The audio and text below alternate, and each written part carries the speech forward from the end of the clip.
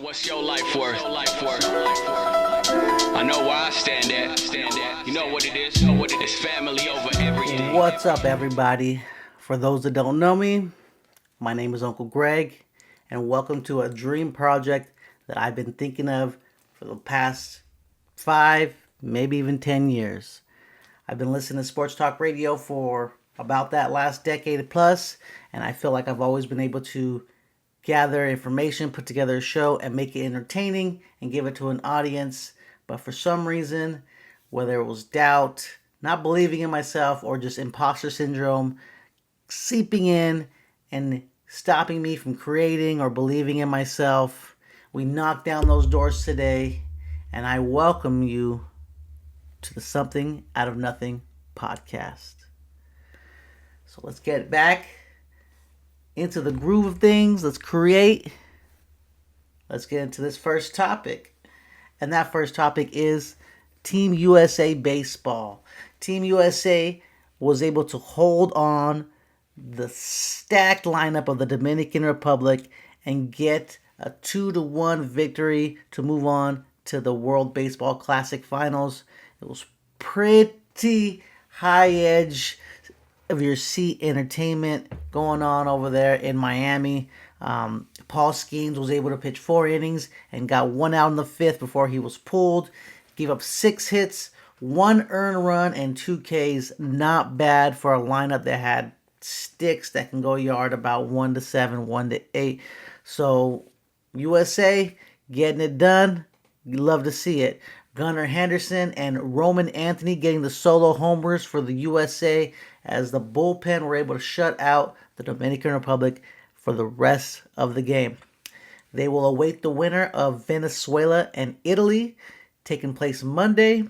Championship game is going to be on Tuesday. Good luck to the boys. Hope we can get this gold. Next up, for the sports report, we have the NBA season, and we have about a month left of the regular season to go. And let's take a look at the seedings right now, where in the East we have Detroit, Boston, New York, Cleveland, Orlando, and Toronto inside the playoff spots that you want. 7 below, you don't really want to be there. That's the play-in. We got Miami, Philadelphia, Atlanta, and Charlotte. Milwaukee trying to get into the playoffs. Who would have thought? Not me, but maybe Giannis being injured has a big part of that. And now let's check out the Western standings where, yes, Oklahoma City, everyone would have thought that, at the top. Next to them is San Antonio, but hold on. Wait a minute. Is that the LA Lakers in 3rd place in the West? That is insane. I can't believe it because I didn't think Luka and LeBron would mold well, as they both need the ball in their hands along with Austin Reeves, but they're figuring it out and making it work. So you got to give the respect where the respect is due. So following the Lakers is the Houston Rockets, Denver Nuggets, and Minnesota Timberwolves. All these teams right here, Lakers, Houston, Denver, and Minnesota, separated by a game and a half or less. So this playoff race in the last month is going to be really entertaining for the play-in. Again, the spots you don't want to go because if you lose, you go home, or you play get one more chance and play the lower seed to stay in the playoffs. But that we have Phoenix Suns, LA Clippers, Golden State Warriors, and the Portland Trailblazers.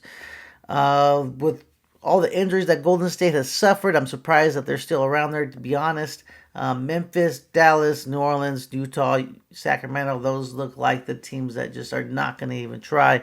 So we'll see what happens in these play-in games.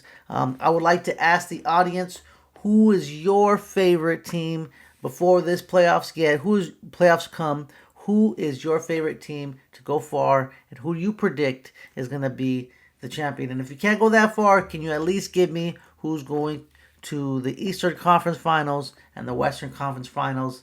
Help out your boy. Let's get some conversations going. I'm going to give you my picks real quick, just straight off the top of the dome. I obviously think it's going to be just a heavy favorite. I think San Antonio is going to face Oklahoma City in the finals, and I think, going off of pretty much what I want, I want San Antonio to go to the finals in the second year for Wembanyama. That would be pretty insane. He is an anomaly, somewhat like Shohei Ohtani, so that would be pretty insane to see him go in the finals in his second year in the NBA. So I'll be hoping to see that, and I don't really like repeating champions unless they're the Lakers, of course. But other than that, out the East, Boston Celtics without Jason Tatum for most of the season. I know they got him back recently, but them being in the top three at number two is pretty impressive as far as a full team effort. I do think they will most likely get out of the East. Just seem to be the better team. Maybe Detroit gets it with Cade Cunningham having an MVP type season, but in my opinion, I think it's going to be Boston versus San Antonio, and whoever wins that, I'm rocking with San Antonio because I cannot stand the Boston Celtics as a Laker fan. So that's my prediction. You guys heard me out. This is a month left into the season, or a month left for the season. We'll see what happens when the playoffs comes. But next up, let's get out of the sports coverage and into the movies world as the Oscars took place. And let's give you some information on the top winners as far as Best Picture, Best Actress, Best Actor, and Best Director. Of course, there's many more awards and best subjects, and I'm going to leave it to you, the audience, to give me your favorite subject or category, and then maybe your favorite speech by the actor that you chose. Let me know down in the comments who you believe got robbed, any information that you think. But here we go. So the Oscars, one battle after another, came into the night with the second most nominations with 13 and took home several big awards, including Best Picture, Best Director, and newly created Best Casting. Sinners had the most nominations of any movie with 16. It took home the awards for Best Actor, Best Cinematographer with Autumn Durald Arkapow, apologies if I said the name wrong, becoming the first woman to win that award. So congratulations to her and everybody else that was nominated. It's really hard to get to this position. It takes a lot of time and dedication and nothing but respect for the actors who get there. Former late night TV staple Conan O'Brien returned as the host, and I think he did a pretty good job. I like Conan. I think he's been in the game for a minute. He's got a good vocal tone. People might not like his jokes, but I find him every funny now and again. It's really hard to write your stuff and be comedically funny and punch through it. Like it's not easy to do all that and be successful. So Conan O'Brien, one of the top guys in my opinion, killed it. Let's go for now giving the information. The Best Picture, of course, one battle after another. One of the movies that I seen this year, or this past year, that was pretty much edge of the seat entertaining. I didn't know what was going to happen. A lot of assumptions I made and was wrong. So that movie was dope in my opinion. Well deserved. Although there was pretty good movies in that category, like Begonia, F1, Frankenstein, who won Best Set Design and Costume, of course, because Guillermo del Toro is the shit. So, he likes to put a lot of time in that and effort in that. Hamnet, haven't seen that yet. Heard it's pretty good. Marty Supreme, haven't seen that yet either. I got a lot of movies to catch up on, but as someone who is learning, I'll take my time and take these in as I come. But I do love the awards because I do get exposed to movies that I never heard of or never thought of, and it's the opportunity to see more, expand our horizons. But Best Actress went to Jessie Buckley for Hamnet. Best Actor, Michael B. Jordan for Sinners, which everyone loved. And I'm glad he got his recognition because the dude is an amazing actor. Beating the likes of Timothy Chalamet for Marty Supreme, Leonardo DiCaprio, one battle after another, which he killed it. Ethan Hawke, Blue Moon, haven't seen that movie. I do love Ethan Hawke though, so maybe I'll check it out. Wagner Moura for The Secret Agent. Best Director went to Paul Thomas Anderson, one battle after another.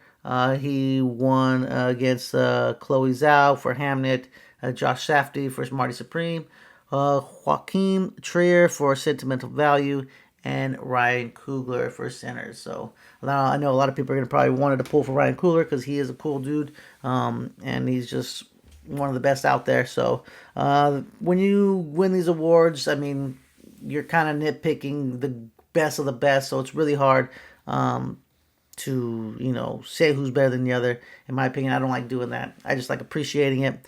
Yeah, that's my information for the Oscars. So now let's move on to something else, and I'm gonna give you guys what have spent a lot of my time on, and it was affected by the marketing of Nintendo and Pokemon. I could not escape Pokopia, the video game for the Nintendo Switch 2. If I could save my life, I could not. It was on my social media feeds everywhere. All the cute videos, the dialogue being shared with the Pokemon. Pokemon is one of the staple games to my childhood. So I just anything that comes out, I'm pretty much like a fan of. And I didn't have a Switch 2. I had the regular Switch, and the cost is pricey, and I just couldn't pass up anymore on missing out on what was going on. Big case of FOMO. So I hope you guys get a chance to play it. It is really fun. It is like, I would say, Minecraft meets Animal Crossing, and then of course you get to adopt the Pokemon powers and execute some things that way. So I really enjoy it. I highly suggest playing that game if you like Pokemon, if you like Nintendo. Highly suggest it. It's fun. But yeah, that will wrap it up for my podcast. This is the first episode, and I wanted to get it out, and we got it out. So please let me know what you guys think. I hope you guys enjoyed it. I'll be back for another one. Peace out. Yeah. Your word is born meaning I got you meaning what